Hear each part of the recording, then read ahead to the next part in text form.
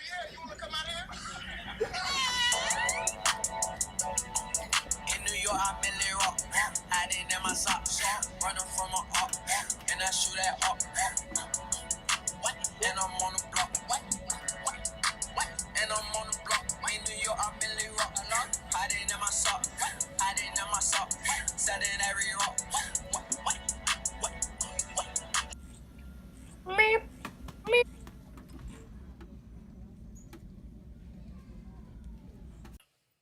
The CEO of the fidget spinner empire, Chaddington Yeh, recently had to make cuts to his staff.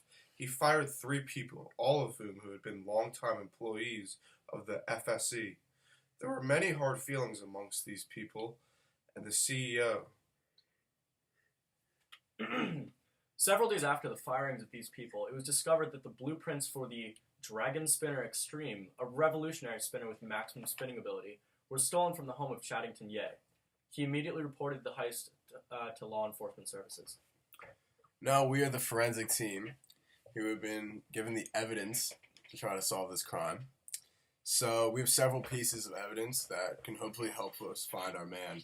The first of which is that the Dragon Spinner Extreme blueprints were kept in a case, a glass case, and there were fingerprints that were found, so we're going to be able to analyze those.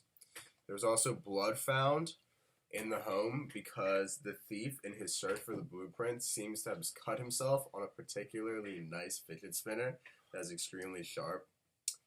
And also, rather surprising, some cocaine was found on the surface of the bathroom sink, as it was thought that the thief might have done a line before his heist. So we're not sure if this is cocaine, but that's what we think it might be, so we're going to be able to test that, and that'll be a piece of our evidence. And yeah. There are 3 suspects involved in the case. The first is Marquand Snowdrugs Crush. He's been known for his cocaine abuse and his prior theft convictions. The second suspect is Smoke Buffalo. He's had previous disputes with Chaddington. He's also the Fidget Cube guy. And the last suspect is Rari Boy. He's known to be the largest distributor of cocaine in Chicago, also the black market fidget spinner supplier, and has had investments in fidget spinner empire. This is the 2-scale sketch of the crime scene. It is very important that the evidence was packaged correctly. The people there packaged the blueprints on the case in paper because it was glass. The blood was allowed to dry and then put in paper as well. Finally, the cocaine was put in small plastic baggies. This is the proper way to take care of the evidence without contamination. The way this important evidence was found was through a grid search pattern, meaning investigators walked from one side of the room to the other, going both horizontally as well as vertically, forming a grid in their paths. This is an extremely effective search method because it means multiple people checked the same area for available evidence. So I'm currently loading up the unknown substance powder that was found at the crime scene into wells. And in each well, the powder from the crime scene will be combined with a different agent. The agents include acetic acid in the form of vinegar, Lugol's iodine, and just simple H2O water. And then we'll also be we will be putting the substance on a hot plate and seeing how that reacts.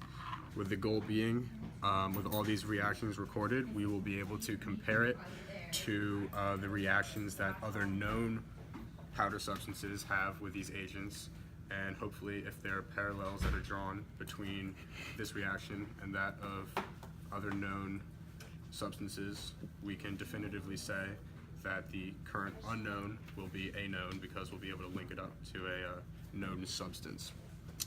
So first I will be combining the unknown with some vinegar, which is, as I said, our acetic acid. We're going to put 2 drops, which is the recommended amount. If it's 3, that's quite all right. And we're going to mix it to see how that reacts. Next, we will be combining Lugol's iodine, labeled here, Li, so we do not forget what we're doing, with the unknown powder.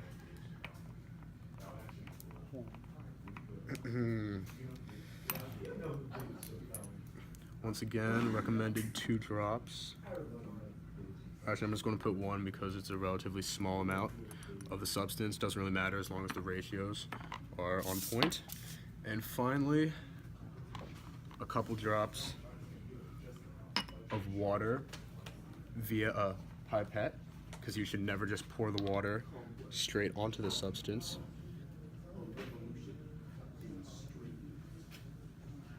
One drop, 2 drops, and we will mix that as well. And we'll actually go back and mix the Lugol's iodine combination and let that react.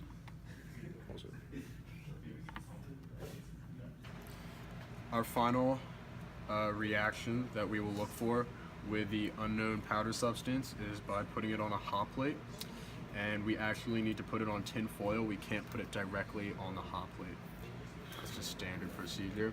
So it won't immediately react if it is going to. So we'll just leave it on here for a little bit.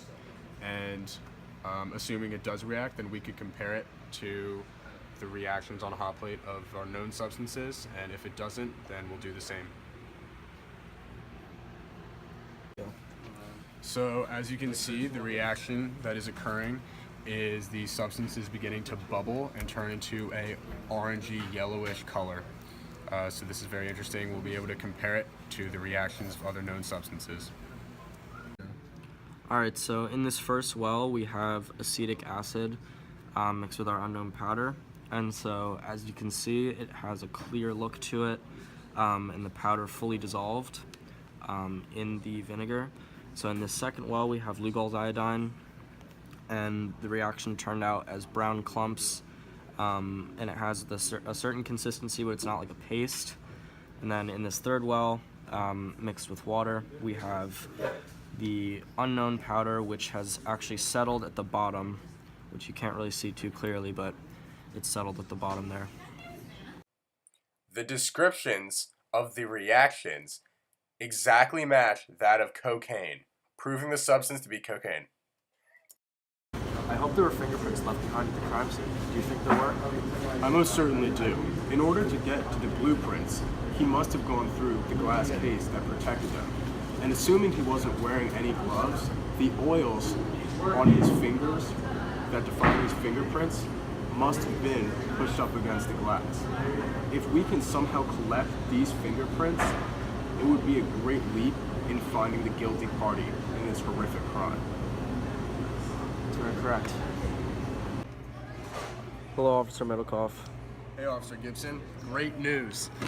The investigators from the crime scene just sent over the portion of the glass case that contained the stolen blueprints, and they seem to have found a slight trace of a fingerprint on the glass. So they cut it out and gave it to me, and now we are going to be able to assess it. So hopefully later on, we can use the fingerprint to nail down one of our suspects. So as you can see, there's clearly not clear imagery of the actual fingerprint, so we're going to need to use a forensic technique to make the outline much more clear.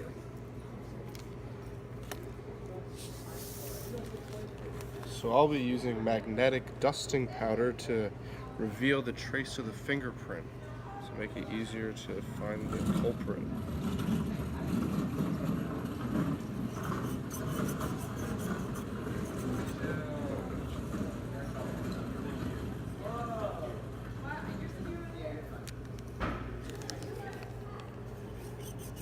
Make sure to get every bit of the powder off so there's as clear an outline as possible.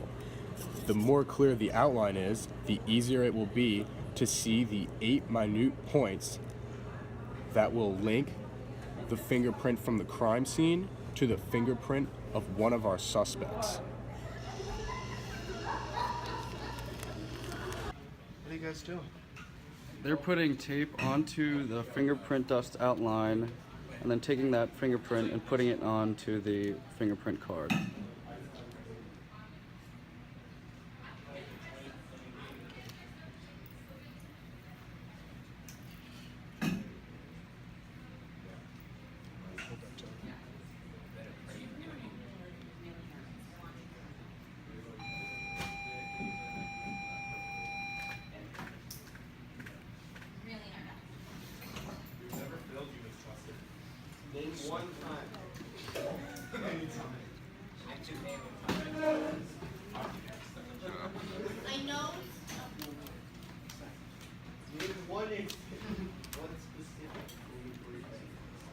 This one.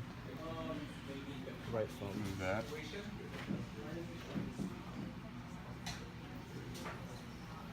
And press down.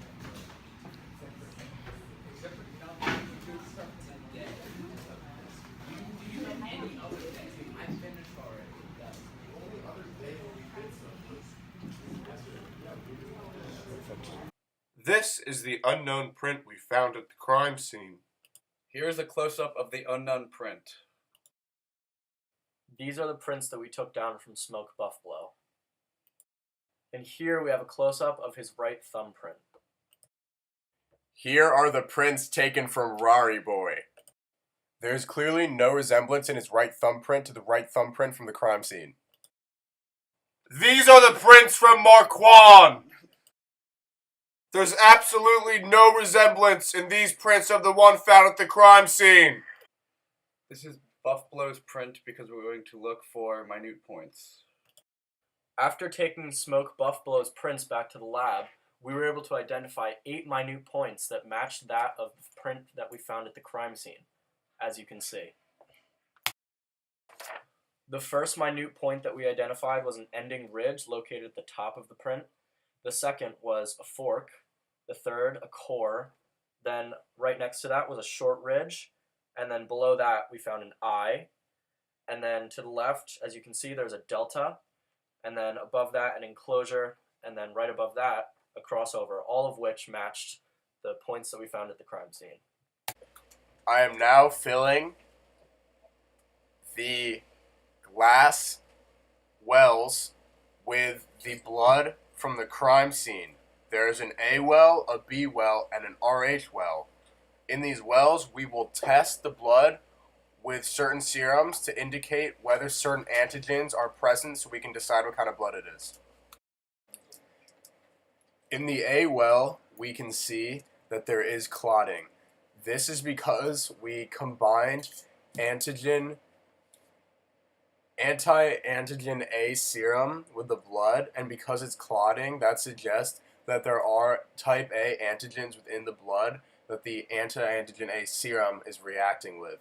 The same thing goes for RH, although obviously we used a different type of serum to make this reaction occur, but because there's clumping there as well, we know that it is RH positive. And then going over to B, we used a B antigen serum, and there was not clotting, indicating a lack of antigen Bs. So if the blood has only antigen A and RH, then it is A+. So this is the blood sample that we took from Smoke Buffalo, and as you can see, which is displayed up in this picture right here, he is ARH positive, which matches that of the blood that we recently tested. Meaning he remains a suspect. The same reactions occurred in Rari Boy's sample, meaning that he is still the suspect.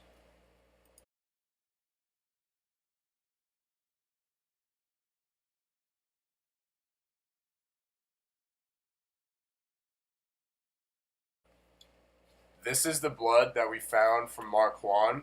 As you can see, with type A, it did not clot, and because we combined the anti-A antigens serum with his blood and there was not clotting, it's an indication that there are no A antigens, whereas with B, there was clotting, and because of this, we can tell that there are indeed B antigens, and there was indeed clotting with RH, meaning that there are RH antigens. So overall, he is B+, which is a different kind of blood than that of the crime scene, meaning we can eliminate him as a suspect. This is very helpful because now we went down 2 from 3, so hopefully we can make a quicker decision about who the guilty party is.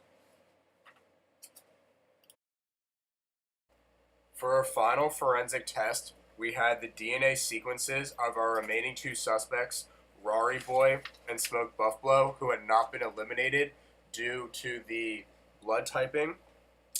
After receiving these DNA sequences, we used a restriction enzyme of G-AATTC to split up the DNA sequences into multiple sections. And after counting how many letters were in each section and putting them on a DNA sheet based upon how many letters were present, we matched up the crime scene DNA with that of Smoke Buffalo and not that of Rari Boy, leading our final conclusion to be that Smoke Buffalo is the guilty party involved. We determined that the suspect was Smoke Buffalo due to the fact that his blood type was A positive and the sample found at the scene, blood type was A positive as well. As well, the 8 minute points on his fingerprints matched the ones found at the crime scene. In addition to this, we also found that the DNA sample found at the crime scene matched that of Smoke Buffalo. Lastly, the unknown powder was identified as cocaine because the reactions with the agents that we tested with were exactly the same as the reactions that cocaine had with these agents. So, in conclusion, we have our guilty party as well as the positive cocaine.